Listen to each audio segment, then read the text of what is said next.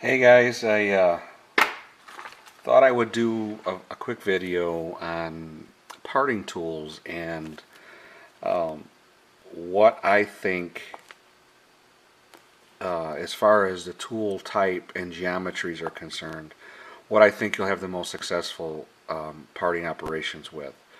There's there's three different styles of parting tools, and I'm going to go over them just quickly here. This is the normal style, which if you look at it, it it is it's from top to bottom. That dimension is the same.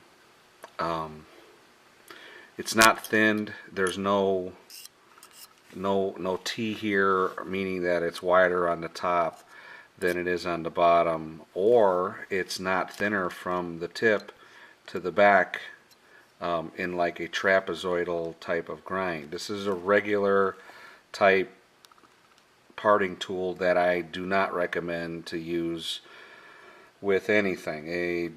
They bind if you don't have them exactly at right angles or 90 degrees, and your machines are not newer, tighter, your spindle bearings aren't good. You're going to have all kinds of problems with these. This is a normal parting blade. It's just a regular thickness blade. And so, I've experimented with these, and these are not that great. So that's the normal style that you'll see for sale everywhere. The next upgraded style is going to be a T style parting blade, and that, I hope you can see this in this camera. The top of this is wider than the bottom, so as you go in, only only this part of the T is actually touching the metal, and it's an improvement over the regular that there's no relief on the bottom. It still will wedge and pinch, especially if you don't have the tool absolutely 90 degrees. So if this is 90 degrees from vertical, and the tool is slightly, this is exaggerated. If it's like this, and the further you go in to the part, if you have a large diameter piece that you need to part off, this whole side is going to start hitting, and it's going to wedge itself, and it's going to cause the tool to bind, break, and all kinds of nasty stuff. So I don't like this, the T style.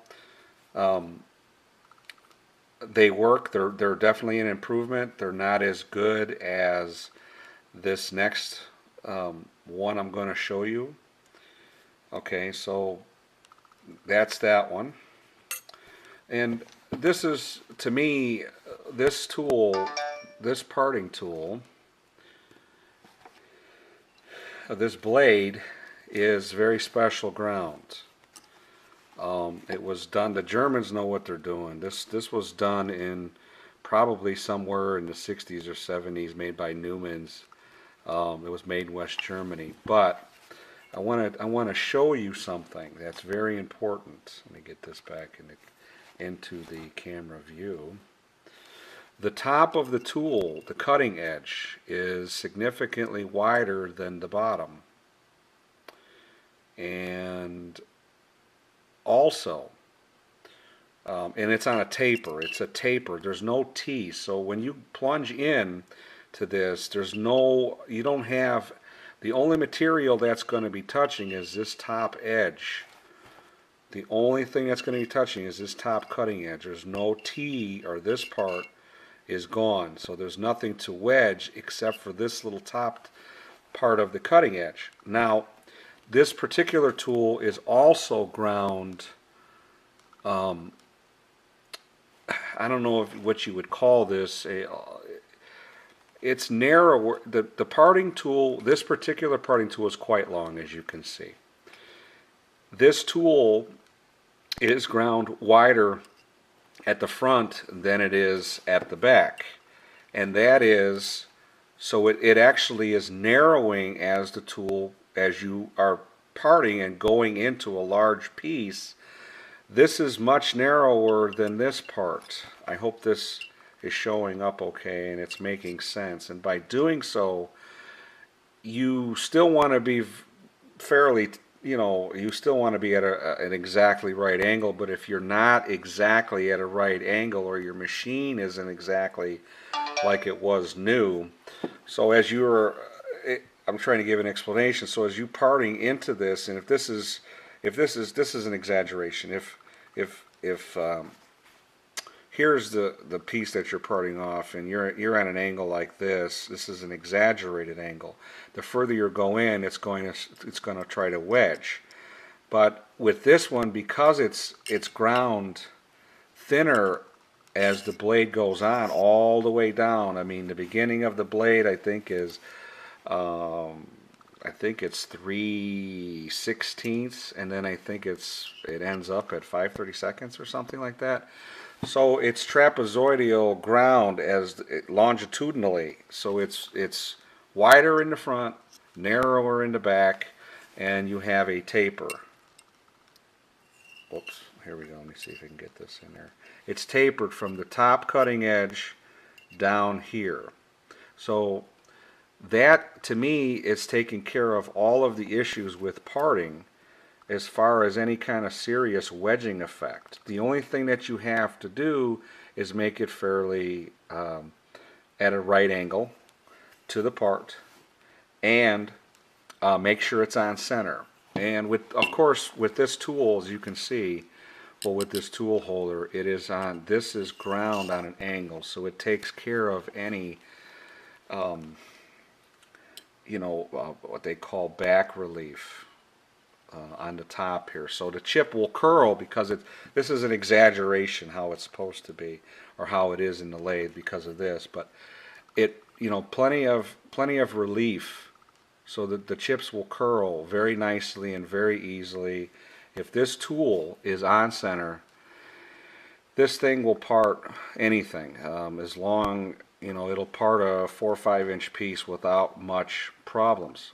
There's no wedging effect. There's no material there to grab a hold of the side of this, and you need minimized amount of actual oil. The oil, historically people use a lot of oil. Getting back to this blade, they use a lot of oil because of the wedging or the pinching effect.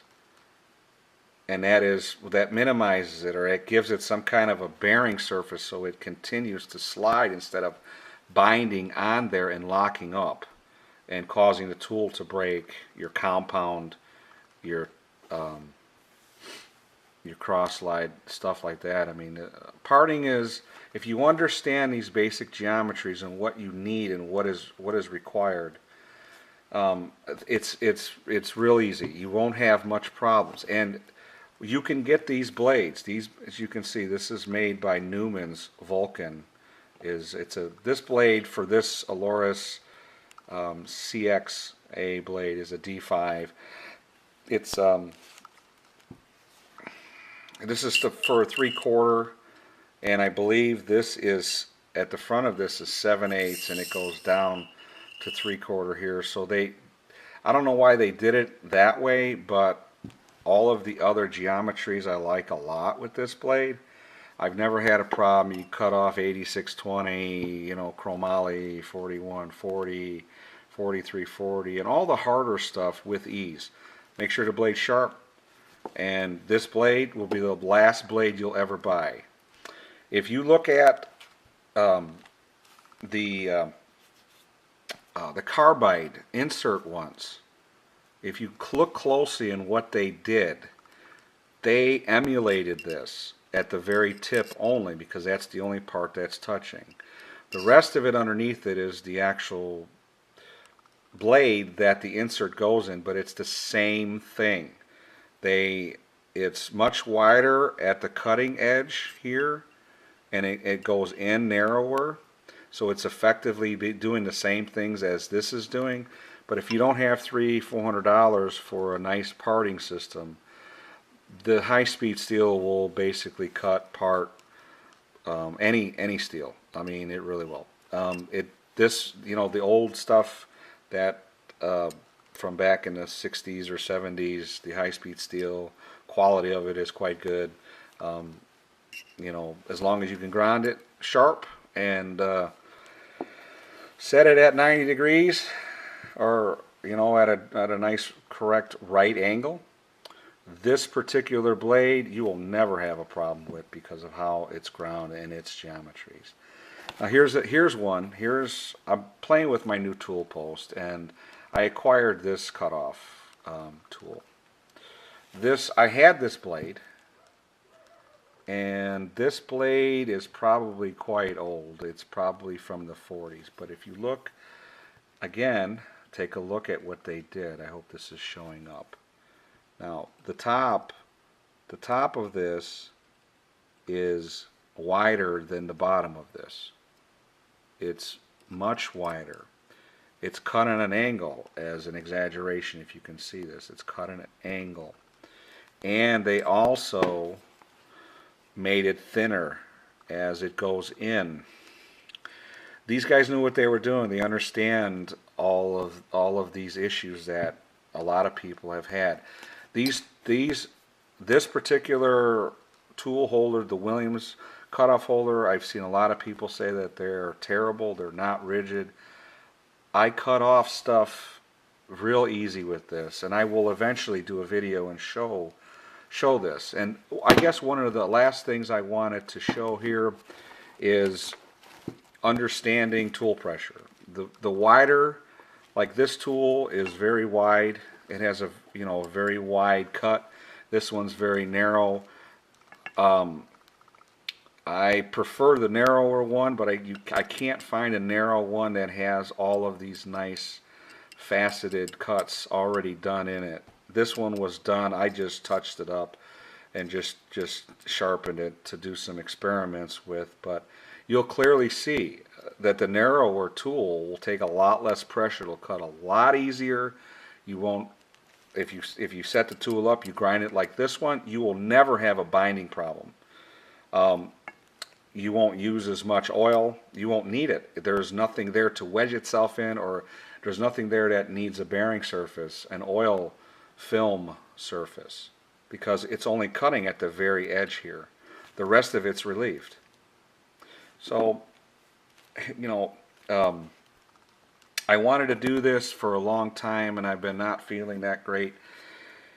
There's a lot of other things I want to do. I'd like to do a series of things that I've learned, and I want to pass this on to the people, the guys that are starting out, playing with this stuff, having lighter weight machines that won't handle just brute force and just power through, and who cares. This is what you want, even for my handy lathe, which is a brute. When you use these things, it's very nice. You'll be able to part the entire part. You don't have to take it out. You don't have to use a hacksaw. It will work. Set them upright, set them at 90 degrees, set them absolutely on center or just slightly above. And when you plunge in, it will pull the nose of this tool down just enough, and it will cut like absolute butter. It'll be going through butter. You won't believe it. If you guys have any questions, or you want me to do other videos on other things, I'm gonna try to do a segment on and a comparison on my Aloris block compared to the Lantern tool post, and I think people will be quite surprised at what I have found so far. And I'm gonna try to do a video on it if I feel up to it, and show what I think, what's going on and what I think is good and bad and all that good stuff. So until next time, guys, thanks for watching.